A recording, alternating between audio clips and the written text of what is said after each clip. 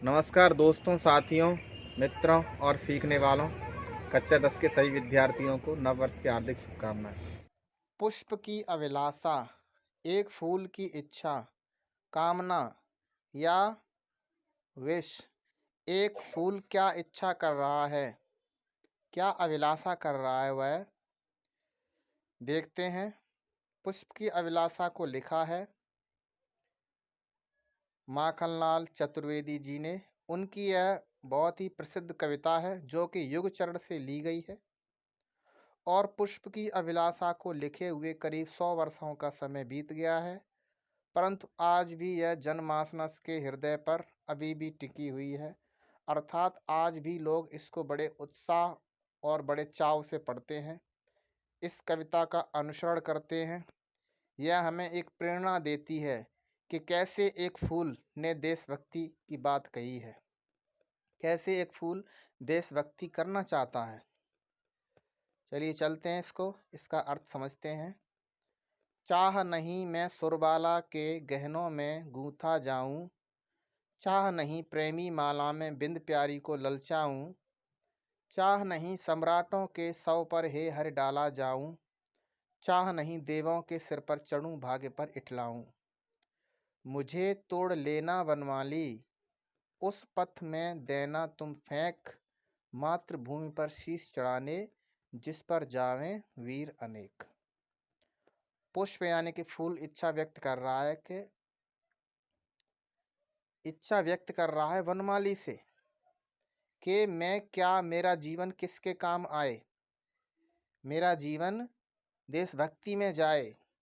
वह कहता है कि मेरी ऐसी कोई इच्छा नहीं है कि मैं देव कन्या के गहनों में गूंथा जाऊं, अर्थात देव कन्या या स्त्रियां मुझे गहनों के रूप में पहने। और मुझे ना ही यह इच्छा है कि कोई प्रेमी अथवा प्रेमिका के पड़े पड़े रहूं गले में, मैं प्रेमी अथवा प्रेमिका के गले में डाला जाऊं और एक दूसरे को आकर्षित करूं। मेरी ऐसी इच्छा कोई नहीं है।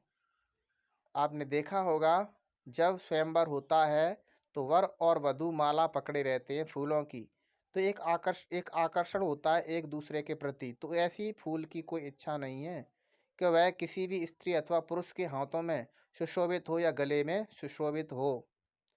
आगे वह कहता है, मेरी यह भी इच्छा नहीं है कि मैं किसी महान सम्राट के शव पर डाला जाऊं, अर्थात जब कोई व्यक्ति मर जाते हैं तो उनके शवों पर मेरा उपयोग किया जाता है, मुझे बड़े सम्मान के साथ उनके ऊपर रखा जाता है, मुझे राजकीय सम्मान प्राप्त होता है और मुझे सम्मानित दृष्टि से देखा जाता है। तो ऐसी भी मेरी कोई इच्छा नहीं है कि मैं ऐसा कोई राजकीय सुख प्राप्त करूं या सम्मान प्राप्त करूं।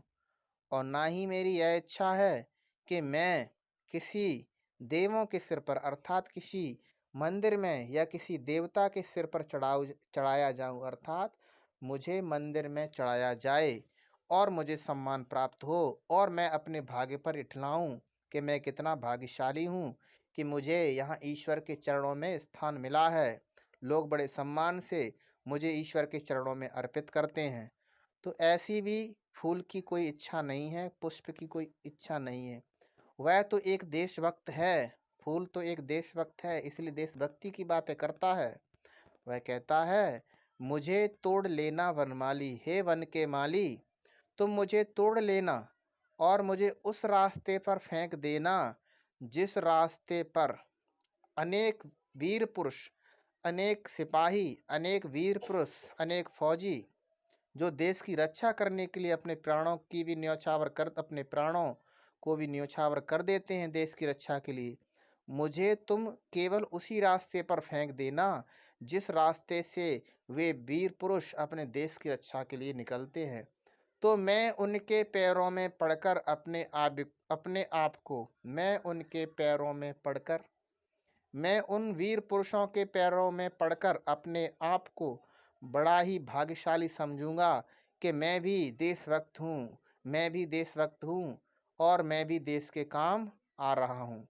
तो यहाँ पर हमें एक पुष्प, एक फूल हमें देशभक्ति का पाठ सिखा देता है कि एक देशभक्त व्यक्ति के लिए केवल व्यक्ति ही देशभक्ति नहीं करते हैं, वह बताना चाहता है कि देशभक्ति इस देश के सभी, चाहे वो प्रकृति हो, वस्तु हो, पुरुष हो, जीव हो, निर्जीव हो, कुछ भी हो, जो देशभक्त है वह देशभक्ति दिखाना चाहता है।